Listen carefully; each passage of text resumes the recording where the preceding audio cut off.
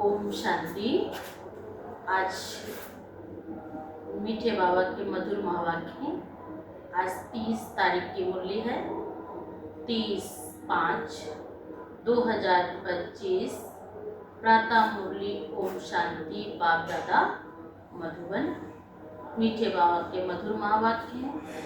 बाबा ने कहा, मीठे बच्चे, तुम अभी शांति धाम सुख धाम में जाने के लिए ईश्वरी धाम में बैठे हो। आत्मा बैठी है ईश्वरी धाम में। ये सत का संग है। ये कौन सा संग है? आत्मा का सत का संग है, जहां तुम पुरुषोत्तम बन रहे हो। जब सत का संग आत्मा सुनती है तो आत्मा की श्रेष्ठ गति होती, तो क्या बन जाती है? पुरुषों में भी उत्तम। आज का प्रश्न है, तुम बच्चे बाप से भी ऊंच हो, नीच नहीं हो। कैसे? देखो भगवान का सत्संग कैसा है, ईश्वरी हिम्मत कैसी है। भगवान अपने से भी श्रेष्ठ बनाता है।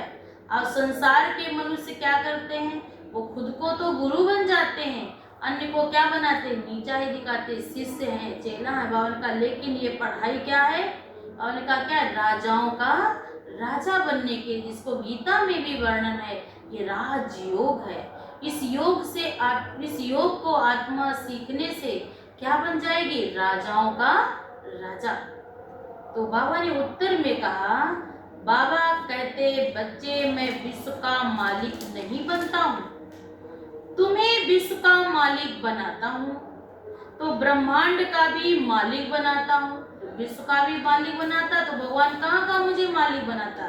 ब्रह्मांड का। तो सुना उसकी मेरे प्रति कितनी श्रेष्ठ और ऊंची भावना है। मैं ऊंचे ते ऊंच बाप तुम बच्चों को नमस्ते करता हूँ, इसलिए तुम मेरे से भी ऊंच हो। मैं तुम मालिकों को सलाम करता हूँ, तुम फिर ऐसा बनाने वाले बाप को सलाम करते हो। वैसे बाप को सलाम, जिसने मुझे इस मुकाम तक पहुंचाया है, जिसके लिए हम सोच भी नहीं सकते थे, स्वप्न में भी इसमें ख्याल नहीं था कि हम विश्व के मालिक, तो क्या भगवान मुझे ब्रह्मांड का मालिक बनाता। इतनी उसकी मेरे लिए श्रेष्ठ नजर है। श्रेष्ठ बाबा ने कहा, इतनी श्रेष्ठ नजरों में मुझे अपने समाये हुए। ओम शांति। मीठे मीठे रूहानी बच्चों को नमस्ते। रेस्पॉन्ड भी चाहिए ना। बाबा नमस्ते करता तो हमको भी बदले में क्या करना होता है? रिस्पॉन्स क्या करना होता है? बाबा को भी नमस्ते करना होता है। बाबा नमस्ते। बच्चों ने भी क्या कहा बाबा से? बाबा नमस्ते। क्योंकि बच्चे जानते हैं बाबा हमको ब्रह्मांड का मालिक भी बनाते हैं और विश्व का भी मालिक बनाते हैं। बाप तो सिर्फ ब्रह्मांड का मालिक बनते हैं, विश्व का मालिक नहीं बनते। बच्चों को ब्रह्मांड और विश्व दोनों का मालिक बनाते हैं। तो बताओ बड़ा कौन ठहरा, भगवान या मैं? वो पढ़ाकर बेचारा चला जाएगा शांति धाम, लेकिन हमको कहाँ का बना दिया मालिक? ब्रह्मांड का मालिक। तो कौन बड़ा? हम बच्चे बड़े ठहरे ना। हम बच्चे बड़े ठहरे ना, इसलिए बच्चे फिर नमस्ते भी करते।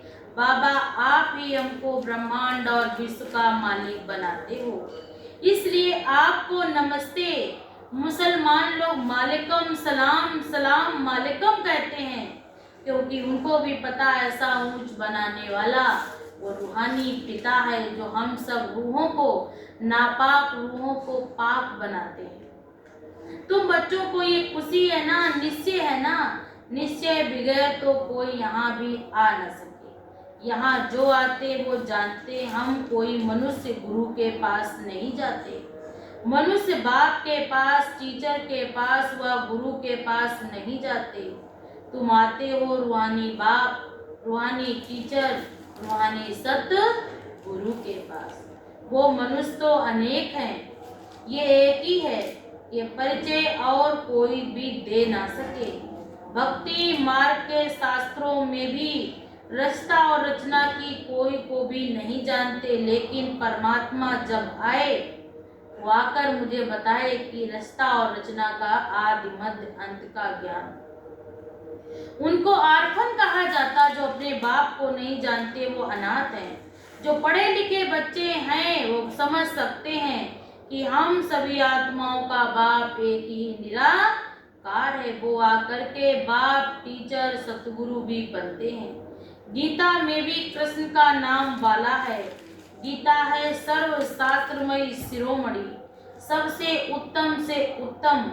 गीता को ही माई बाप कहा जाता है।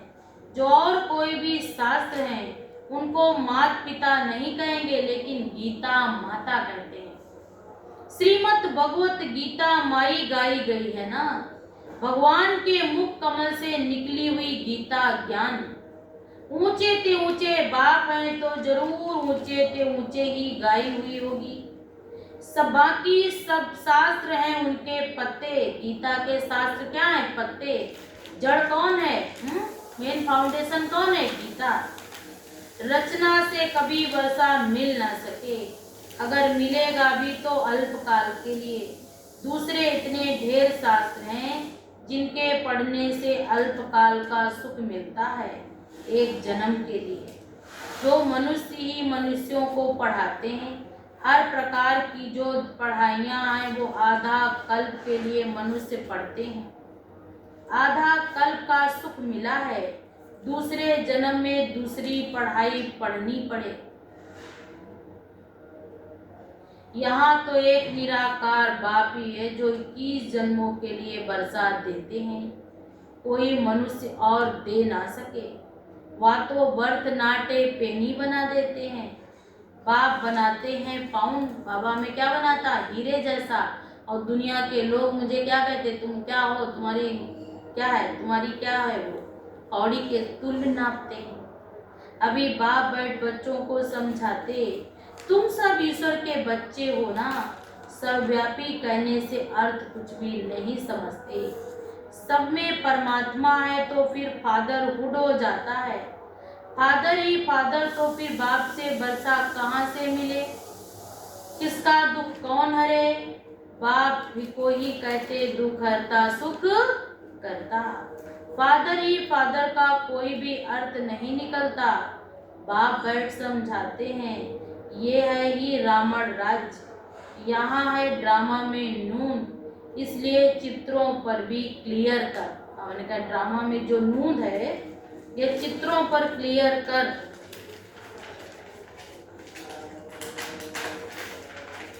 क्लियर कर दिखाया है। तुम बच्चों की बुद्धि में हम पुरुषोत्तम संगम युग पर हैं। बाप पुरुषोत्तम बनाने आए हैं। जैसे बैरिस्ट्री, डॉक्टरी आदि पढ़ते हैं, जिससे मर्तबा पाते हैं। समझते इस पढ़ाई से हम फलाना बनूंगा। यहाँ तुम सत्य के संग में बैठे हो, जिससे तुम सुखधाम में जाते हो। सतधाम भी कहते हैं उसको। क्या कहते हैं? वो सत्य धाम है। एक सुखधाम है, दूसरा है शांति धाम, या है ईश्वर का धाम। बाप रचता है ना।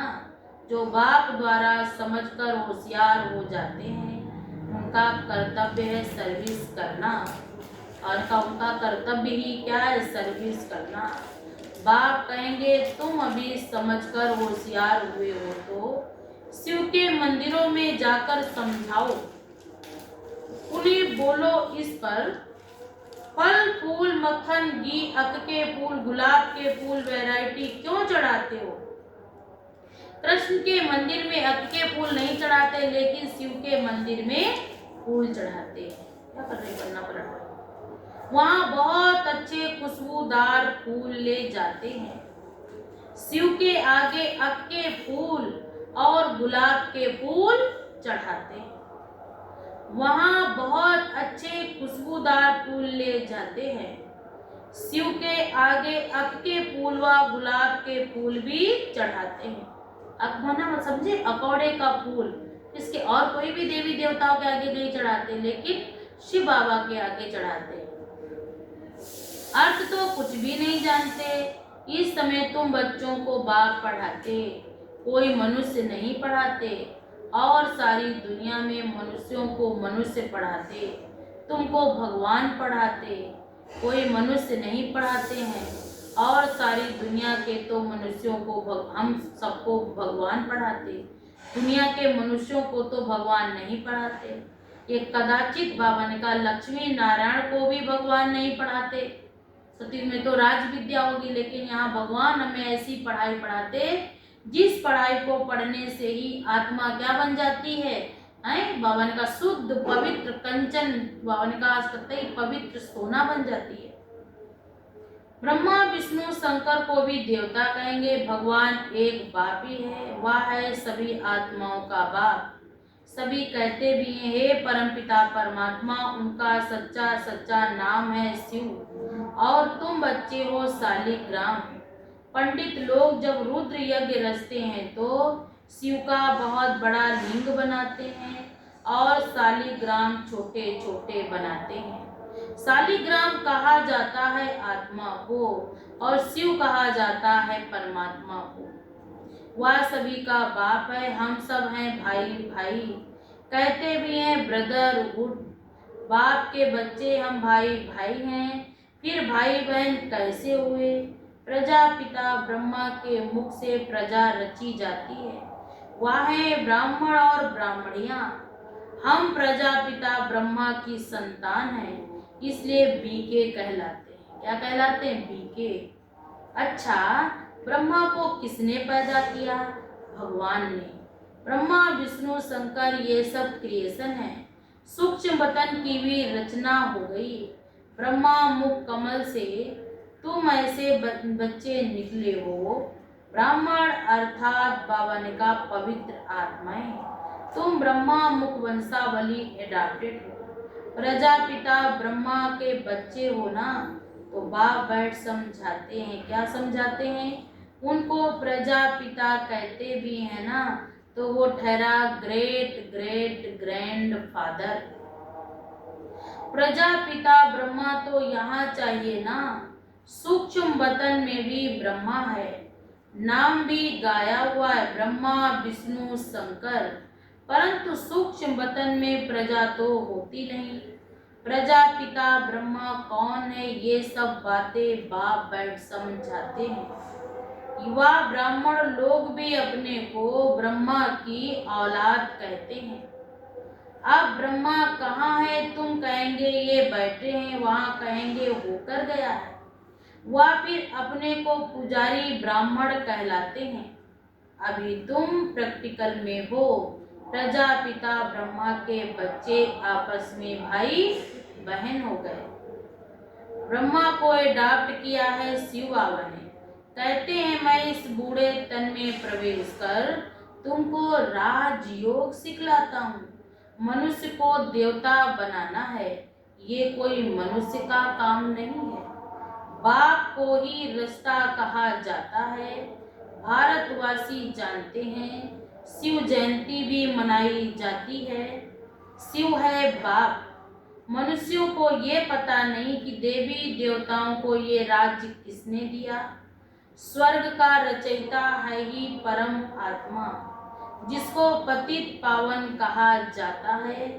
आत्मा असुल पवित्र होती है, फिर सतो रजो तमो में आती है। इस समय कलयुग में सब तमो प्रधान है। आत्मा दुखी भी है, क्योंकि जब सतो प्रधान थी तो आत्मा सुखधाम में थी। अब जब तमो प्रधान हुए तो आत्मा कहाँ है? दुख धाम में। 5000 वर्ष पहले इन लक्ष्मी नारायण का राज्य था। 2500 वर्ष तक डिनास्टी चली, फिर उसके बाद बच्चों का राज्य खत्म। बाबा ने कहा सतयुग त्रेता तक तो राजगद्दी चली, फिर द्वापर से आत्मा की क्या हुई? और ही उतरती कला।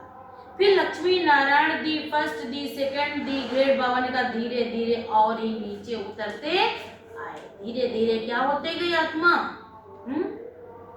इन बातों का कुछ भी पता नहीं। इस समय सब तमो प्रधान पतित है।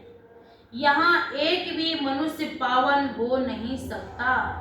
सभी पुकारते भी हैं हे पतित पावन आओ, तो पतित दुनिया हुई ना। इसको ही कलयुग नरक कहा जाता है। नई दुनिया को स्वर्ग और पावन दुनिया को पावन दुनिया हुई ना। तो ये पतित दुनिया को नरक अर्थात पुरानी दुनिया कहा जाता है।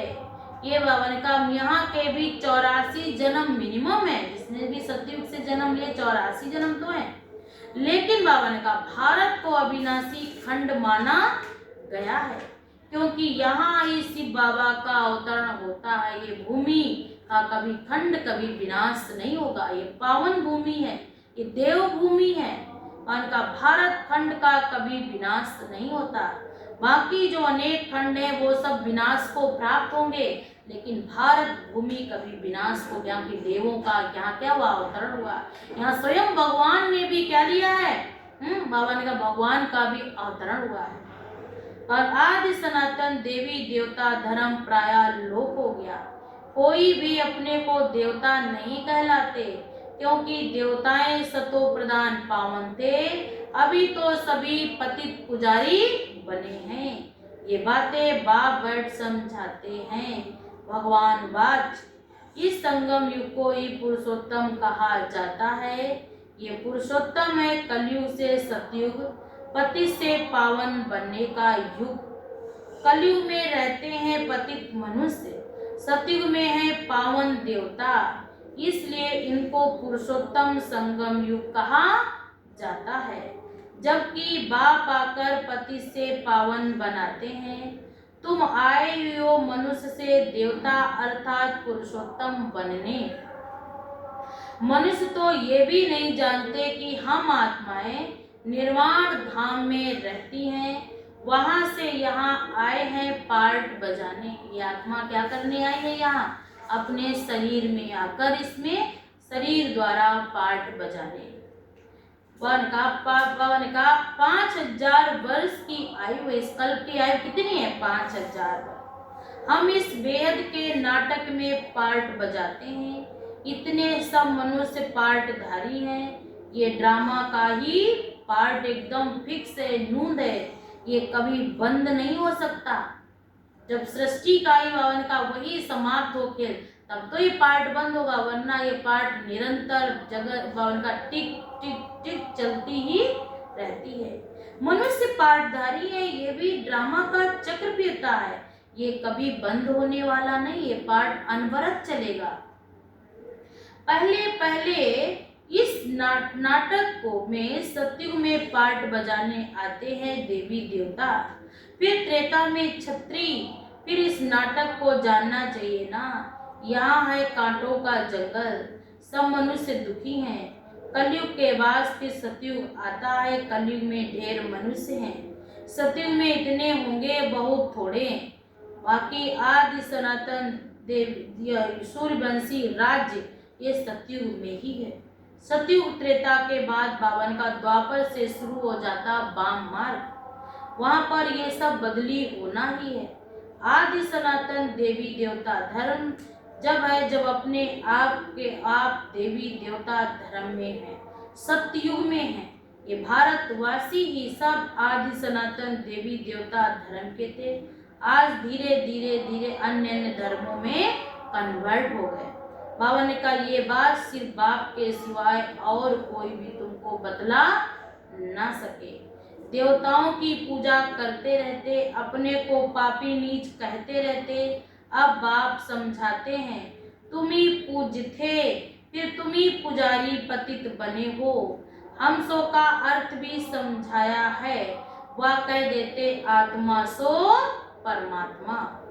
ये है झूठ, अर्थ भी है झूठी काया झूठी माया, झूठा ये संसार है। ये संसार ही क्या है, झूठी काया है, झूठी माया है और झूठा ये संसार। इसीलिए इसको क्या कहता है, संसार एक आसार है, इसमें कुछ भी आसार नहीं है।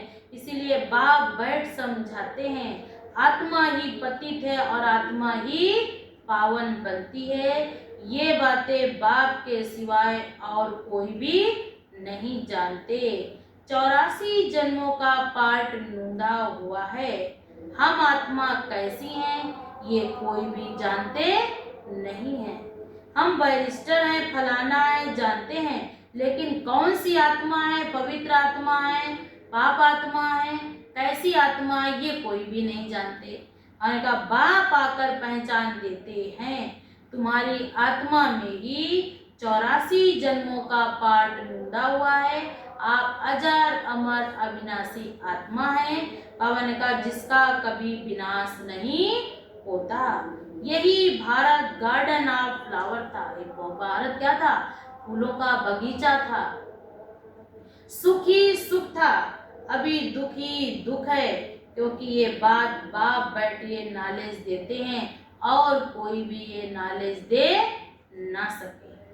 तुम बच्चे बाप द्वारा अभी नई नई बातें सुनते हो। किसके द्वारा ये नई नई बातें सुनते हैं हम बच्चे? बाप के द्वारा। सबसे नई बात है तुम्हें मनुष्य से देवता बनना है। सुना? और उनका सबसे नई बात क्या है? तुम्हें मनुष्य से देवता बनना है। तुम जानते हो मनुष्य से देवता बनने की पढ़ाई और कोई मनुष्य नहीं पढ़ाते सिवाय बाप के। भगवान पढ़ाते हैं। कौन पढ़ाने आए हैं? भगवान।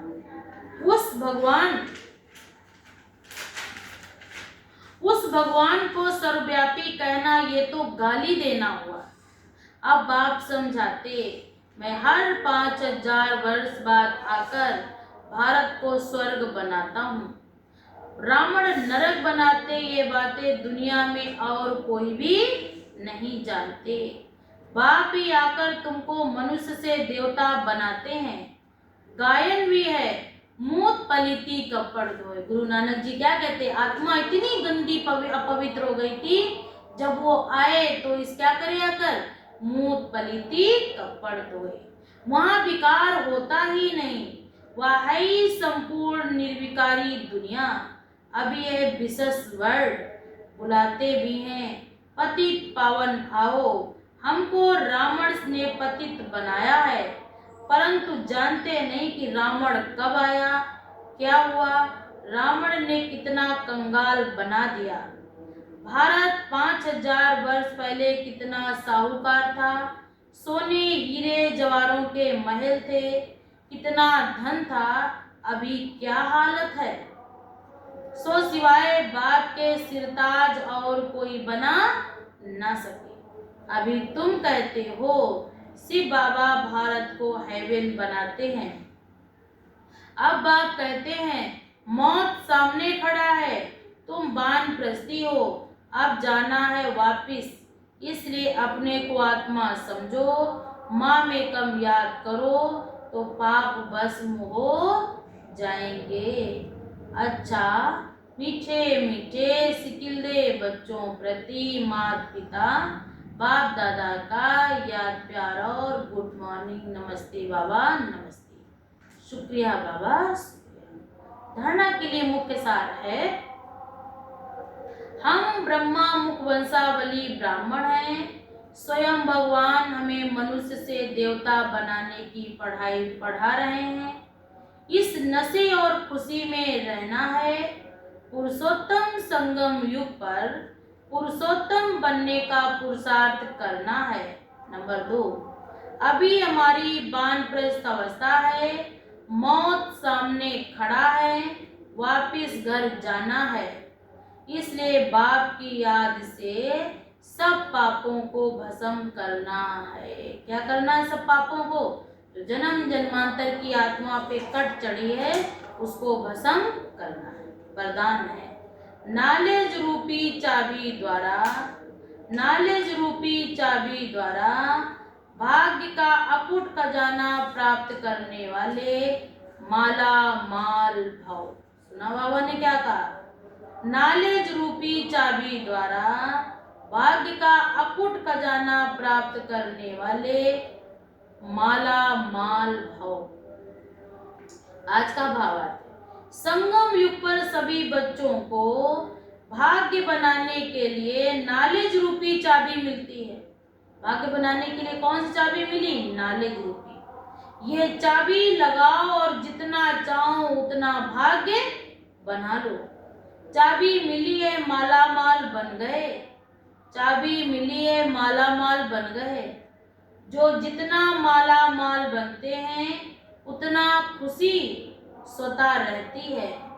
ऐसे अनुभव होता है, कैसे अनुभव होता है बाबा ने कहा, जैसे खुशी का झरना अखुट अविनाशी और कब बहता रहता है। अखुट भी है, अविनाशी भी है।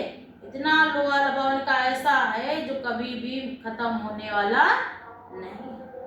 सर्व खजानों से भरपूर माला माल दिखाई देते हो। और उनका आप इतने भाग्यशाली हो जो सर्व खजानों से भरपूर माला माल दिखाई देते हो। उनके पास किसी भी प्रकार की अप्राप्ति नहीं रहती है। उनके पास किसी भी प्रकार की अप्राप्ति नहीं रहती। स्लोगन, बाप से कनेक्शन ठीक रखो तो सर्व शक्तियों की करंट आती रहेगी। सुना क्या कहा बाबा ने? बाप से कनेक्शन ठीक रखो तो सर्व शक्तियों की करंट आती रहेगी।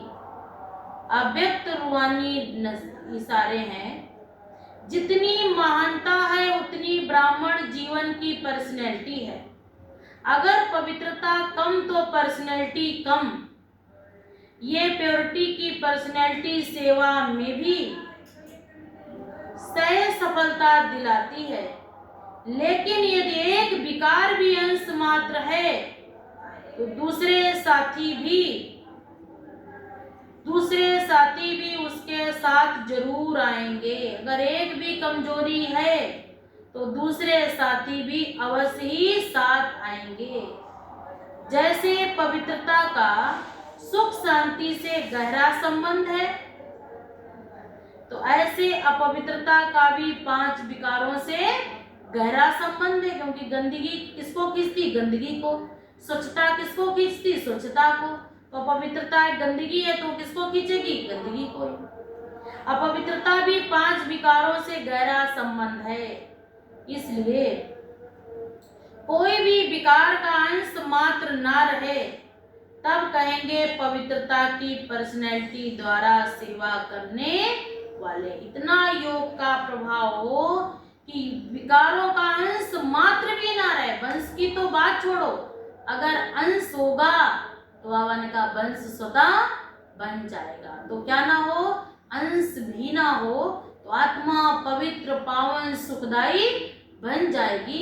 फिर यही आत्मा क्या बन जाएगी? फूल। बाबा ने कहा जो फूल को भगवान चाहिए ना, भगवान को क्या चढ़ाते? फूल। तो हम कौन सा फूल बन जाएंगे? चैतन्य फूल। तो भगवान भी मुझे दिल से दुआएं देगा कि मैंने ऐसे बच्चों को भेजा था, दुनिया में जन्म दिया, इनको बढ़ाया तो इन्होंने जाकर मेरा नाम वाला किया।